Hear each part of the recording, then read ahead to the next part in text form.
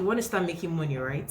In this video, I'm going to be sharing with you 10 things you need to know before you start selling hair or before you just get into the hair business. So if you're interested in all of that, then please do want to keep on watching this video. Let's get right into it. First thing you need to know when you're getting into the hair industry is knowledge of hair. You want to know, okay, different types of hairs that are available in the market. You want to know the different types of textures that are available in the market. What do I mean by types of hair? By types of hair, I mean where the hairs are being sourced from. Is the hair Indian hair? Is the hair Chinese hair? Is the hair Vietnamese hair? You want to have knowledge of all of this. You also want to know, okay, can you straighten this hair? Can you coil it? Can you color this hair?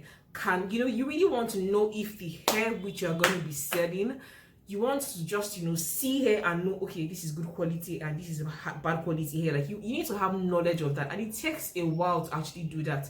And then also you also want to know how to style hair, because truly it's one thing to be able to sell hair, and then it's another thing to know that, okay, this hair could actually do certain things. Because when you have knowledge of what a hair can do, you'll be able to market that hair effectively and get you the target customer which you are trying to get. The second thing you need to know when you're getting into the hair industry is marketing is king. Like you need to be able to market your hairs effectively, because it's one thing to have this hairs available, they are good quality, like the textures are amazing, the hairs are so beautiful and good quality.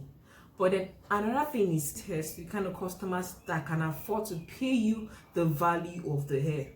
So marketing is so important. And one thing you need to take note of is that you are your number one influencer. You need to ensure that whenever you step out of your house, whatever hair you're wearing is on point. When people see you wearing your hair, they ask you, where did you get your hair from? You need to ensure that your hair always looks bomb, because you're the one that is actually going to start to get people to come and start buying into your business. And then by the time people start wearing your hairs, they start to refer other people to come and buy hair from you because you are selling good hair. So you need to understand that you are your number one influencer. So ensure that whatever hair you are wearing, no matter how busy you can be or managing your schedule. Because for me, I sell hair and I also have a day job, and I was also doing my master's at some point, so I had to juggle the 3 different things all at the same time. So you need to always just try and ensure that the hair you're wearing looks on point, because you're going to be your first customer and you're going to be your first influencer. So ensure that whatever hair you wear looks on point, and you're able to market that hair effectively. You're able to go and meet people, talk to them, tell them, see, I have hair. If you're looking for hair to buy, come to me. When they even see the one you're wearing, that alone, just cements your name, like at least your face, in their mind, so they know that when they want hair, you're coming right to you. Third thing you need to know when you're getting into the hair industry is knowing what length of hair to buy. You can't just go and jump in and start to buy 30-inch hair, 40-inch hair, 32-inch hair. You need to understand who is your target customer. Like for me, my target customers are career women, career ladies are, women in their careers. Like those are my target customer. You need to understand, who are you marketing to? Are you marketing to students? Marketing to high society girls? You need to understand who your target customer is, and you're able to understand, you'll be able to know what kind of length of hairs those girls like to go for. But for me, I would advise that you choose length between 14-inch to 24-inch, because those hairs are more highly demanded. Then it's just a few girls that really like to go for very long hairs that are up to 30-inch, 32-inch and all of that. So I would advise you just stick between 14-inch to 24-inch when you're ordering your hairs. You need to also know how to measure your hair. It's really simple. All you need to do is just use a tape rule. You can't be buying hair and not be verifying that, okay, your vendor is actually sending you the correct length of hair. Because one thing I always notice with my hair vendors is when I order probably it's 14-inch hair or 16-inch hair, when I measure it, I notice that the 16-inch will probably measure, if I use a table to measure it, it will probably measure around 17 inches instead of 16. So you need to understand that sometimes some hair vendors can trick you, and they might give you hair that is actually less than what you're asking for or paying for. So you need to know that you should be able to pull up your tape and measure it. And this happens a whole lot when you're shopping for your hairs in like the market, because that happened to me when I used to buy my hairs in the Lagos market before I ventured into the hair industry myself. I started ordering my hairs abroad and traveling to get my hairs. The first thing you need to have good knowledge about when you're going into the hair industry is knowing how to manage your money. It's one thing for you to have that initial capital of that you would use in investing in the hair industry, and then it's another thing to know how to manage that money. Seriously, you cannot just go. I would advise, when you want to start the hair industry, you might probably have as much as $4,000, $6,000, $10,000. I don't advise you to start immediately with that huge amount. I advise you to rather start small. It's always better in life, in everything you are doing. It's always better to start small instead of investing like the whole of that $4,000 in your hair. Why not start with $500 instead, or probably start with $1,000 instead of starting with $4,000? Because for me, when I started selling hair, my initial investment was just $1,000. Time as I was selling, I was reinvesting my money back into the business. So you need to understand how to manage your money and reinvest your money. So the fifth thing you need to know when you're selling hair is, no matter how friendly you are with a person, no matter how close you are with a person, please do not sell on credit. Do not sell on credit, like seriously, because that would damage the relationship between you and the person, and then it will also affect your business. So it's just a lose-lose situation. Only sell your hair to people who have the cash available to pay you immediately. If they don't have the cash available to pay you immediately, do not sell your hair, because it's really fuck up your capital, and that's also kind of messes with your business. So please do not sell on credit. Only sell to people who have the capital available to pay you outrightly. Only sell to people who are creditable, the people that you know that, okay, if at all they even owe you, whatever the case may be, when it gets to month end, they will surely pay you what they owe you. The thing you need to know when you're getting into the hair industry is, do not just be a hair seller. Don't just choose to just be a product-based business. Be able to diversify to being like product and service. You want to be able to also make those hairs into wigs for your customer. You want to also be able to color the hairs for your customers. Like this hair which I have on right now, I got it as a 613 hair. That's like a blonde hair, but then I colored it to have this color which I have on right now. So if you're able to do that, you won't just be making money from the sale of the hair, you'll also be making money from sales and service. So that would also double your income for you. So if you're getting into the industry, please ensure you start to learn how to make hair, how to do hair, because that will be a double earner for you. But then if you can't do that, what you can do is you can outsource to somebody who can do that for you. Probably your customer pays you like, okay, 10K to make a wig for you. When you outsource it to somebody else, you probably have the person, you could just pay the person maybe let's say 7K, and then you take 3K. Do you get? So you're making money from both products and service, which is a win-win for you. Seventh thing you need to know when you're getting into the hair industry is, you need to be able to communicate effectively and accurately to your customer. By this, because I know I've actually had a situation with a client before that initially I had ordered hair. He ordered just two bundles of hair and a closure. He wanted me to wig it, but after I'd done the service for him, it felt like the hair needed a little more. That I should add one more bundle of hair to it so that the hair could be fuller and look more nice and all of that. But the problem was, he wasn't willing to pay more. He wanted me to add a bundle of hair to that hair and still sell it as the old price, which was, of course, it's completely ridiculous.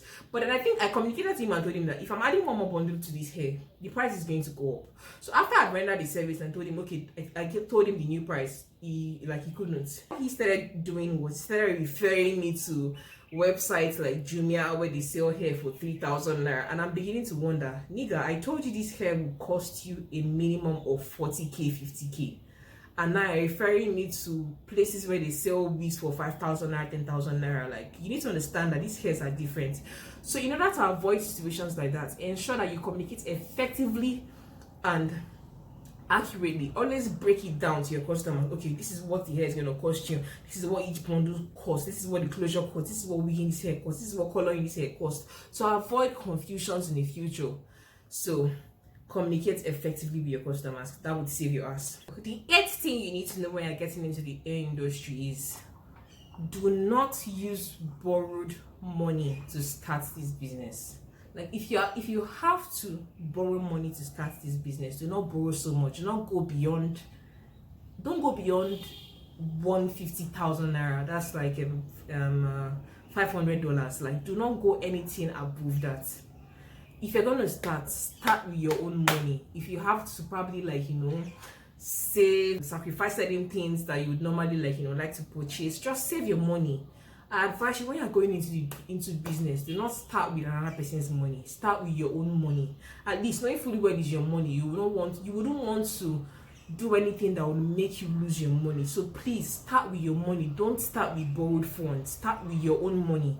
Knowing fully well that is your money, you'll be more careful as to how you manage that money. So please don't borrow money to start the hair industry. With time, when you already see that you have like a huge inflow of customers coming in, and probably you need to step up your business, then maybe at that point you can probably just borrow a little money and add to what you have, and expand your clientele and your business. Ninth thing you need to know when you are venturing into the hair business is, where will you source your hairs from? Are you going to source your hair from a wholesaler that's probably resident in your country, or you're going to source your hair directly from a factory, either from China or Vietnam or India? Where are you going to source your hair from? Like, knowing this is so important. Some people choose to just focus on selling just Indian hair. Some choose to focus on selling just Chinese hair, while others choose to focus on just selling Vietnamese hair. And I think what would actually influence that is the kind of customers you have. What quality of hairs your customer wants to purchase. Knowing your potential customer will determine which of the countries you would choose to source your hairs from. And for me, I'll be sourcing my hairs from China and Vietnam. And if you like to purchase my hair vendor information, I'm going to be doing a video on that. So if you're interested in that, look out for that video. I'm going to link it in the description box, or probably link it somewhere above. Look out for that information. So if you want to get my hair vendor, which my hair vendors from China and Vietnam, let me know in the comment section. I'll probably film a video on that subject. So always ensure you decide earlier on where you're going to source your hair from. The reason why you decide that is your target customer. Because truly, as I've made a video comparing Chinese hair to Vietnamese hairs before. If you have not seen that video, please check it out. I'm going to link it somewhere in this video, because as I said in that video, Chinese hairs are cheaper when compared to Vietnamese hairs. But Vietnamese hair, if you get a good hair vendor for Vietnamese hair, Vietnamese hairs are higher quality. If a Chinese hair such as this will probably last me, like, let's say 5 years, a Vietnamese hair could last beyond 5 years. You could rock a Vietnamese hair so long as you manage it for up to like 10 years, 15 years, or probably even a lifetime, so long as you actually caring for the hair the way you ought to care for the hair. So I always recommend a Vietnamese vendor. That was actually supposed to be my 10th point.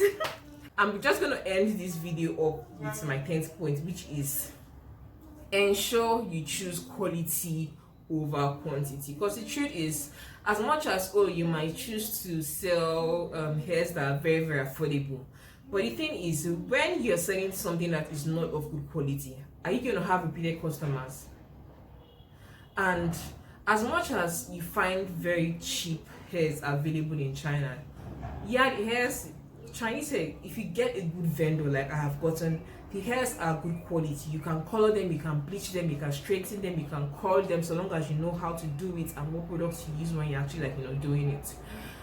Like, Chinese hairs are good, but then Vietnamese hair is like the queen of hair at the moment. So just knowing the right hairs to choose from can actually just save you a whole lot of stress. But if you have customers that just want cheaper hairs, you can choose to go with Chinese hair, but ensure you get a Chinese vendor that sells really, really good quality hairs. So that just saves you the stress of having customers that come back to return hair, complain that the hair is not good quality, all that drama. It just saves you stress. If you like to get my hair vendors information for my Chinese hair, for my hair sourced from China and my hair sourced from Vietnam, let me know in the comment section, or please just head over to the description box. I'm going to put a link to the website where I'm selling both vendors in the description box. You can actually head over there and purchase my vendor information. So guys, thank you so much for watching this video. If you found this video helpful, please do also give this video a huge thumbs up, and please subscribe to my channel if you haven't subscribed to my channel.